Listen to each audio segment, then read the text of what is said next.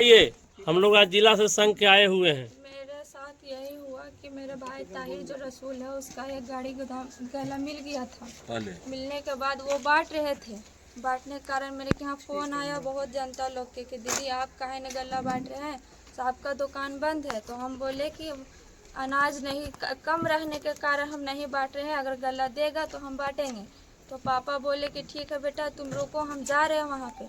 तो मेरे पति ने बोले कि चलते हम भी साथ में। तो वहाँ दोनों साथ में गए। मेरे पति पापा को छोड़ के मेरे पति थोड़ा सा बाहर निकल गए रोड के पास। उन लोग में दोनों में बोला बोली हुआ। फिर उन्हें धमकी दे दिया, जो गला का मैनेजर है वो धमकी दिया कि आपको गला हम नहीं देंगे, ज़्यादा बोलिएगा तो आपका लाइसेंस रद्द कर देंगे। यही मेरी बात सुन के मेरा पापा थोड़ा ज़्यादा टेंशन में हो गए, वहीं पर गिर गए।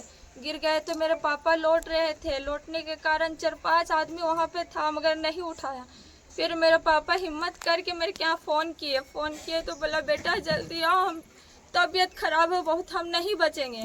फिर मेरा दिमाग में यही आया कि हम वहाँ के आदमी है, बहुत सहारा मेरे साथ किया वो। हम रईस भैया के यहाँ फ़ोन किए तो बोला बाबू तुम टेंशन नहीं लो, हम 2 मिनट में वहाँ पहुँच रहे हैं। तो उन लोग ने 3 आदमी से लेके वहाँ पहुँचे, वहाँ पापा के पास गोदामी में। तो गोदाम में पहुँचे तो बहुत लौट रहे थे, पूरा कपड़ा लिटा हुआ था मेरे अब्बू के। फिर भी वहाँ से उठा के एक आदमी से 3 आदमी उठा के फिर सरकारी मेडिकल लाए। वहाँ से फिर लगता है दवा दिया, थोड़ा कुछ हल्का राहत हुआ, फिर ज़्यादा दर्द बेचैनी होने लगा। फिर बोला डॉक्टर कि यहाँ मत रखिए, कोई फ़ायदा नहीं रखने के लिए, आप ले जाइए गया मेडिकल। वहाँ से फिर बाहर हम गए, एम्बुलेंस को बुलाया, भैया आप लेके चलिए मेरे पापा को ज़्यादा तबीयत खराब है। वहाँ से फिर लोड किए, फिर गया निकले तो आधा दूर रसलपुर जो है न गुमटी, वहाँ पे डेट कर गए। फिर भी हमको विश्वास नहीं हो रहा था कि मेरे पापा ऐसा हो जाएगा अचानक। फिर भी उसको देख रहे, मतलब कुछ ऐसे करके देख रहे कि ऐसा है कि नहीं सास उसका। फिर वो भी देखे तो बोले कि नहीं है। फिर भी हमको विश्वास नहीं हो तो गाड़ी घुमा के फिर सरकारी बजरगंज में लेके आए। तो वहाँ देखते के साथ मेरे पापा को बोले कि ये आदमी नहीं रहा। तो फिर बोले कि भैया आप मेरे पापा को पहुंचा दीजिए। कहाँ, मेरे यहाँ कोई साथ आदमी नहीं है, नहीं मेरे भाई है, कोई भी सबसे छोटा भाई है। तो हम बोले कि भैया साहब पहुंचा दीजिए भलुआही। तो जाने के लिए नहीं बोले। फिर डॉक्टर बोले कि नहीं पहुंचा दो।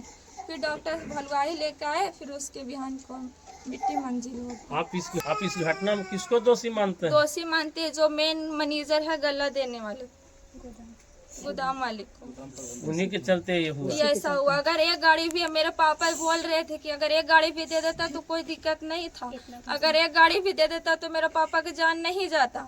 ऐसा बोला, धमकी बोला कि नहीं देंगे, 2 दिन के बाद देंगे, कुछ कर लीजिएगा नहीं तो फिर आपका जो ये लाइसेंस है वो रद्द कर देंगे। ये बोले पापा बहुत ज़्यादा ये हो गए, उसमें गिर गए। कोई आदमी देख के भी नहीं उठाया कि हाँ ये आदमी को उठा ले, और हंस रहा था कि नाटक कर रहा है आदमी।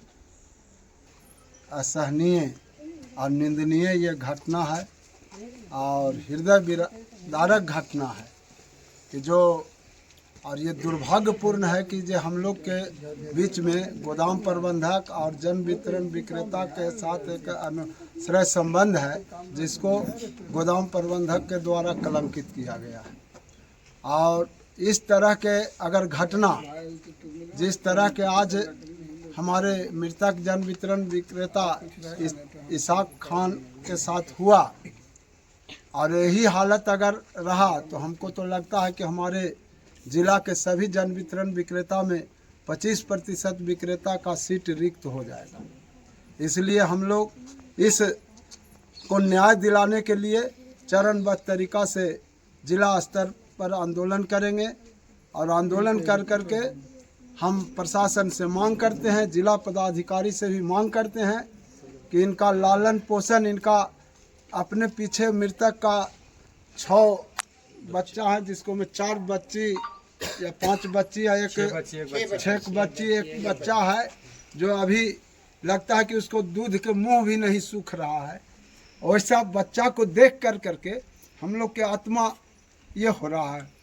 तो हम मांग करते हैं कि इनको आश्रित परिवार के लिए सरकार शीघ्र अनुज्ञप्ति इनको प्रदान करे।